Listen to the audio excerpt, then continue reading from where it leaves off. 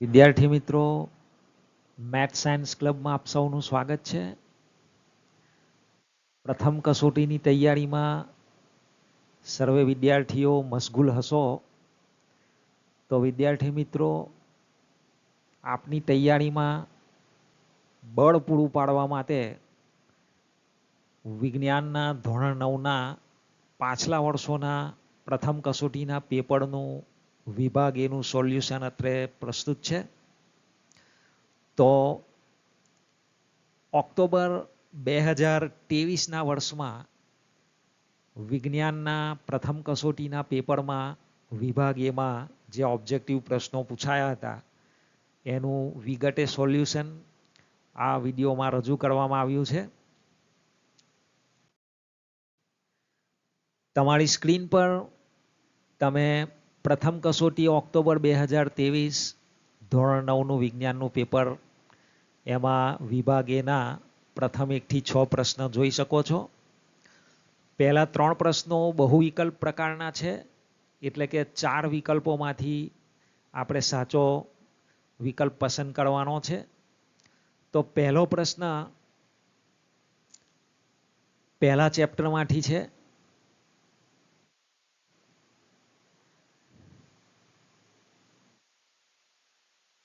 દ્રવ્યની કઈ ભૌતિક અવસ્થામાં તેને ચોક્કસ આકાર અને કદ હોય છે?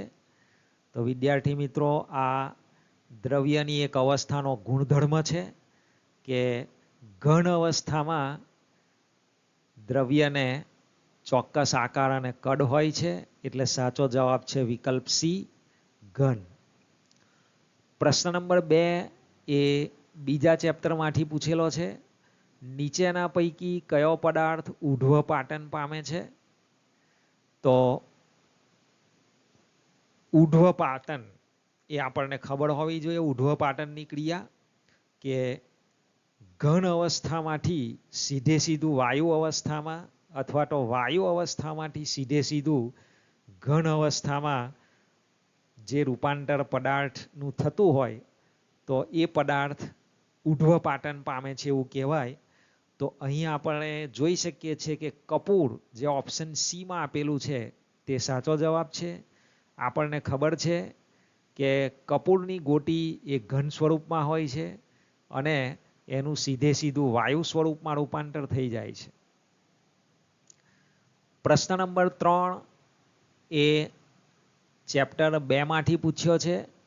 ટિંકચર આયોડિનમાં દ્રાવ્ય અને દ્રાવક અનુક્રમે જણાવો. અનુક્રમે જણાવો એટલે એમાં દ્રાવ્ય તરીકે પહેલા કોણ હોય છે? પહેલું દ્રાવ્યનું નામ જ આવવું જોઈએ. અનુક્રમેનો મતલબ આવો થાય. અને એના પછીનું બીજું નામ દ્રાવકનું આવવું જોઈએ. તો વિદ્યાર્થી મિત્રો, દ્રાવ્ય એટલે જે ઓગળે તે અને દ્રાવક એટલે ઓગાળનાર. તો અહીંયા વિકલ્પ બી એ સાચો જવાબ છે કે ટિંકચર આયોડિનમાં દ્રાવ્ય એટલે કે જે ઓગળનાર પદાર્થ છે તે આયોડિન છે અને આયોડિનને ઓગાળનાર એટલે કે જે દ્રાવક છે એ આલ્કોહોલ છે. એટલે સાચો જવાબ વિકલ્પ બી છે, આયોડિન, આલ્કોહોલ. જો તમે વિકલ્પ સી આલ્કોહોલ આયોડિન લખો તો જવાબ ખોટો પડે, કારણ કે અર્થનો અનર્થ થઈ જાય છે. અહીંયા અનુક્રમે લખ્યું છે એટલે ફરજિયાત પહેલું દ્રાવ્ય જ આવવું જોઈએ અને બીજા નંબર પર દ્રાવક આવવું જોઈએ. એટલે વિકલ્પ સી એ ખોટો જવાબ કહેવાશે. પ્રશ્ન 4 થી 6માં આપણને ખરા ખોટા વિધાનો પૂછેલા છે. પ્રશ્ન 4 એ છેલ્લા ચેપ્ટરમાંથી છે. મુલેટ, ભેટકી, પર્લ સ્પોટ એ કવચીય માછલીઓ છે. તો વિધાન ખોટું છે. પ્રશ્ન નંબર 5 એ પણ છેલ્લા ચેપ્ટરમાંથી છે. કાર્બનિક ખેતી જૈવ સ્ત્રોત આધારિત ખેતી છે. તો સાચો જવાબ છે. પ્રશ્ન નંબર 6 એ પહેલા ચેપ્ટરમાંથી છે. વાયુ દ્રવ્ય ચોક્કસ આકાર ધરાવે છે. તો આ વિધાન ખોટું છે. ઘન દ્રવ્ય ચોક્કસ આકાર ધરાવે છે.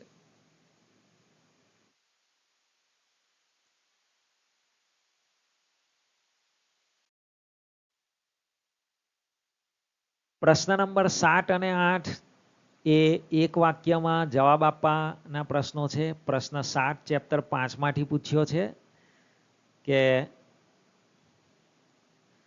કઈ અંગિકા વનસ્પતિ કોષોમાં કોષનો 50% થી 90% હિસ્સો આવરી લે છે?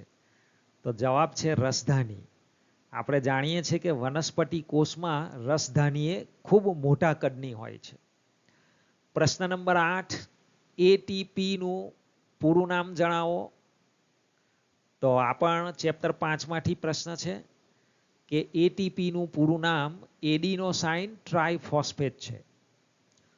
પ્રશ્ન નંબર 9 અને 10 ખાલી જગ્યા પ્રકારના પ્રશ્નો છે. પ્રશ્ન 9 એ ચેપ્ટર નંબર 7 માંથી પૂછ્યો છે. 10 મીટર પ્રતિ સેકન્ડ બરાબર ખાલી જગ્યા કિલોમીટર પ્રતિ કલાક. તો વિદ્યાર્થી મિત્રો એની આપણે ગણતરી કરવાની છે. મીટર પ્રતિ સેકન્ડ એ ઝડપ અથવા વેગનો નાનો એકમ છે, જ્યારે કિલોમીટર પ્રતિ કલાક એ ઝડપ અથવા વેગનો મોટો એકમ છે. આપણે નાના એકમને મોટા એકમમાં ફેરવવો છે. તો એની ગણતરી આપણે કરીશું કે 1 કિલોમીટરના 1000 મીટર થાય. એટલે આપણે મીટરને કિલોમીટરમાં ફેરવવા હોય તો આપણે એને 1000 વડે ભાગવા પડે. તે જ પ્રમાણે 1 કલાકની 3600 સેકન્ડ થાય. તો આપણે 1 સેકન્ડને કલાકમાં ફેરવવી હોય તો 1/3600 વડે આપણે એને ગુણવા પડે. તો 10 ગુણ્યા 1/1000 કિલોમીટર છેદમાં 1/3600 કલાક. હવે આપણે આ 1/3600 છે એને ઉપર અંશમાં લઈ આવીએ તો એનો વ્યસ્ત થઈ જશે. એટલે આ મુજબનું સાદુરૂપ થશે 10 ગુણ્યા 1/1000 ગુણ્યા 3600/1 કિલોમીટર પ્રતિ કલાક. હવે આપણે એનું સાદુરૂપ આપીશું તો આ 1 0 અને અહીંયા 1 0 કેન્સલ થઈ જશે. તે જ પ્રમાણે આ 2 0 અને અહીંયા અંશમાં 2 0 છે એ કેન્સલ થઈ જશે. એટલે આપણી પાસે વધે છે 1 ગુણ્યા 1 ગુણ્યા 36/1. તો વિદ્યાર્થી મિત્રો એનું સાદુરૂપ થશે 36 કિલોમીટર પ્રતિ કલાક. તો 10 મીટર પ્રતિ સેકન્ડ બરાબર 36 કિલોમીટર પ્રતિ કલાક થાય. પ્રશ્ન નંબર 10 એ ચેપ્ટર નંબર 8 માંથી પૂછ્યો છે. 10⁶ ડાઇન બરાબર ખાલી જગ્યા ન્યૂટન. આવો પ્રશ્ન આપણને પૂછ્યો છે.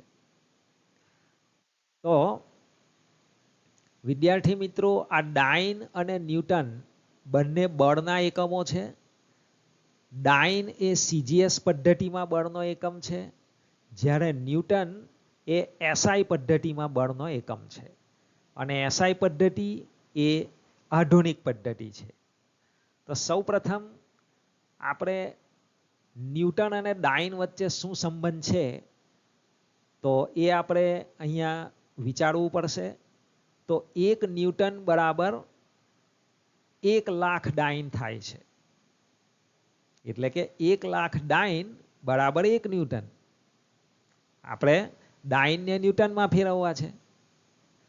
તો 1,00,000 ને આપણે ઘાતાંક સ્વરૂપમાં લખવા હોય તો આ પ્રમાણે લખાય કે 10⁵ ડાઇન બરાબર 1 ન્યૂટન. તો અહીંયા આપણે 10⁶ ડાઇન ને ન્યૂટનમાં ફેરવવા છે. તો 10⁶ ડાઇન એટલે 10⁵ ગુણ્યા 10⁻1 ડાઇન બરાબર આપણે આ જમણી તરફ પણ 10⁻1 વડે ગુણવા પડશે. એટલે 1 ગુણ્યા 10⁻1 ન્યૂટન. હવે આપણે આગળ સાદુરૂપ આપીશું તો 10⁶ ડાઇન. હવે વિદ્યાર્થી મિત્રો અહીંયા સમય ઘાતાંકના નિયમનો આપણે ઉપયોગ કર્યો છે કે 10⁵ ગુણ્યા 10⁻1 એટલે 18 સરખા છે એટલે ઘાતાંકોનો આપણે સરવાળો કર્યો છે. 10⁵ વત્તા 1 એટલે કે 10⁶ ડાઇન બરાબર 1 ગુણ્યા 10⁴ એટલે જવાબ આવશે 10 ન્યૂટન. એટલે 10⁶ ડાઇન એનો સાચો જવાબ છે 10 ન્યૂટન. અહીંયા બીજો એક પણ વધારાનો પ્રશ્ન મૂકેલો છે 10 નંબર પર ચેપ્ટર નંબર 7 માંથી કે વેગનો એકમ ખાલી જગ્યા છે. તો વેગનો એકમ મીટર પ્રતિ સેકન્ડ છે. તો વિદ્યાર્થી મિત્રો આ પ્રમાણે ઓક્ટોબર 2023ના વિજ્ઞાનના પ્રથમ કસોટીના પેપરમાં વિભાગ એમાં 10 ઓબ્જેક્ટિવ પ્રશ્નો પૂછાયા હતા.